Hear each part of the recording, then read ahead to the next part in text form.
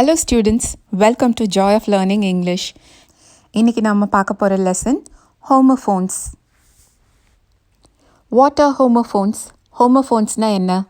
Two or more words having the same pronunciation but different meanings, origins or spelling. ரெண்டு இல்லைன்னா அதுக்கு அதிகமான வார்த்தைகளை நம்ம சொல்லும் போது அது கேட்குறதுக்கு ஒரே மாதிரி தான் இருக்கும். ஆனால் அதோட மீனிங் டிஃப்ரெண்ட்டாக இருக்கும், அதோட ஸ்பெல்லிங்கும் டிஃப்ரெண்ட்டாக இருக்கும். இந்த வார்த்தைகள்லாம் எங்கேருந்து உருவாச்சுன்னு பார்த்தோன்னா அதுவும் வேறு வேறு இடத்துலேருந்து உருவாகி வந்திருக்கும். ஹோமோனா சேம்னு அர்த்தம், ஃபோன்ஸ்னா சவுண்டுன்னு அர்த்தம். சேம் சவுண்ட் உள்ள வேர்ட்ஸ். அந்த மாதிரி 4 வேர்ட்ஸ் ஹோமோஃபோன்ஸை தான் நம்ம இன்றைக்கி பார்க்க போகிறோம். வேர், வேர், வியர், were. இதெல்லாம் ஒன்று ஒன்றா நம்ம இப்போ பார்க்கலாம்.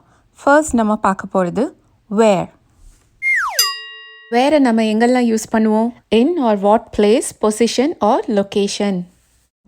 நாம் ஒரு பர்சன் இல்லைன்னா ஒரு திங் எந்த இடத்துல இருக்குது, எந்த பொசிஷனில் இருக்குது, எந்த லொக்கேஷனில் இருக்குது அப்படிங்கிறத தெரிஞ்சுக்கிறதுக்கு வேர் அப்படிங்கிற வேர்டை யூஸ் பண்ணுவோம். இதை எப்படி ப்ரொனவுன்ஸ் பண்ணுறது? வேர், வேர். இப்போது வேரை எப்படி சென்டென்ஸில் யூஸ் பண்ணுறதுன்னு பார்க்கலாம். Where is your house? உன் வீடு எங்கே இருக்கு? This is the place where I found the phone. எனக்கு ஃபோன் கிடைச்ச இடம் இதுதான். Where can we meet again? நாம திரும்ப எங்கே சந்திக்கலாம்? அடுத்து நம்ம பார்க்க போகிறது where. Whereனா have on one's body or a part of one's body as clothing, decoration, protection or for some of the purpose. எதையாவது உடுத்திக்கிறது இல்லைன்னா போட்டுக்கிறது. நம்ம உடம்பு மேலேயோ இல்லை உடம்புல இருக்க ஏதாவது ஒரு பகுதி மேலே படுற மாதிரி நம்ம அதை போட்டுக்கிட்டோன்னா அதை வேரிங் அப்படின்னு சொல்கிறோம். அது ட்ரெஸ்ஸாக இருக்கலாம், இல்லைன்னா டெக்கரேஷன், நகை மாதிரி இருக்கலாம், ப்ரொடெக்ஷன், ஹெல்மெட் மாதிரி ஏதாவது போட்டுக்கலாம். இது எல்லாமே வேரிங்.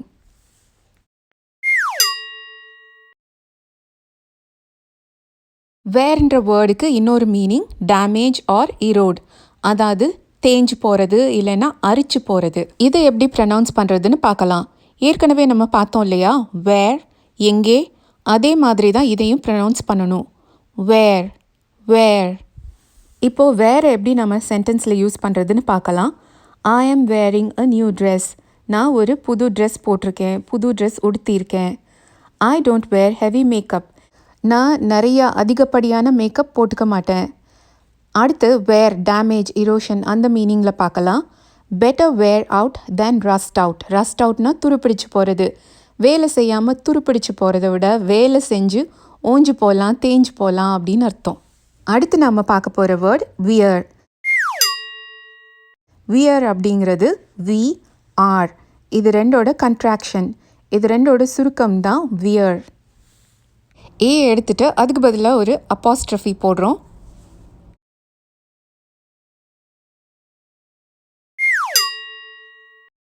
இதை எப்படி ப்ரொனவுன்ஸ் பண்ணுறதுனா ஹியர் எப்படி சொல்லுவோம் அந்த மாதிரி ப்ரொனவுன்ஸ் பண்ணணும். Wear, wear.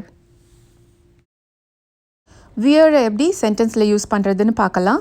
We are going to Chennai. நாங்கள் சென்னைக்கு போக போகிறோம். We are not going to school tomorrow. நாங்கள் ஸ்கூலுக்கு நாளைக்கு போக போகிறது இல்லை. We are the best. நாங்கள் தான் சிறந்தவர்கள். வியர் அப்படின்னா நாங்கள். கடைசியாக நம்ம பார்க்க போகிற வேர்ட் were.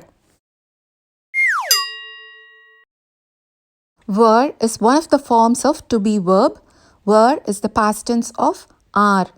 To be அப்படிங்கிற வேர்புக்கு நிறைய ஃபார்ம்ஸ் இருக்குது. அதில் ஒரு ஃபார்ம் தான் were. இன்னும் சுருக்கமாக சொல்லணும்னா ஆரோட past tense தான் were.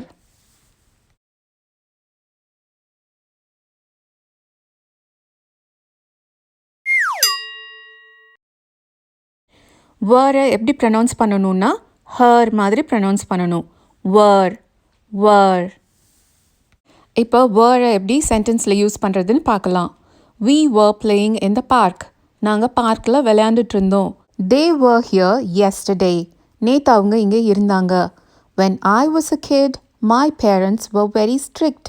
நான் குழந்தையா இருந்தப்போ என்னோட அப்பா அம்மா ரொம்ப ஸ்ட்ரிக்டாக இருந்தாங்க. ஸோ இருக்குது அப்படிங்கிறதோட பாஸ்ட் டென்ஸ் இருந்தது, இருந்தாங்க அப்படியெல்லாம் சொல்கிறதுக்கு நம்ம were யூஸ் பண்ணுறோம். இப்போ உங்கள் எல்லாருக்கும் ஹோமோஃபோன்ஸ்னால் என்னென்னு புரிஞ்சதா? வேர், வியர் இதுக்கெல்லாம் அர்த்தம் தெரிஞ்சதா? எங்கே யூஸ் பண்ணணுன்றது கிளியர் ஆயிடுச்சா? அப்படின்னா இந்த வேர்ட்ஸ் எல்லாம் வச்சு நீங்களே சென்டென்ஸ் ஃபார்ம் பண்ணி சத்தமாக படித்து பாருங்கள். For more such videos, hit the subscribe button, keep the bell icon on, like the video and share the video with your classmates and friends. See you in next class.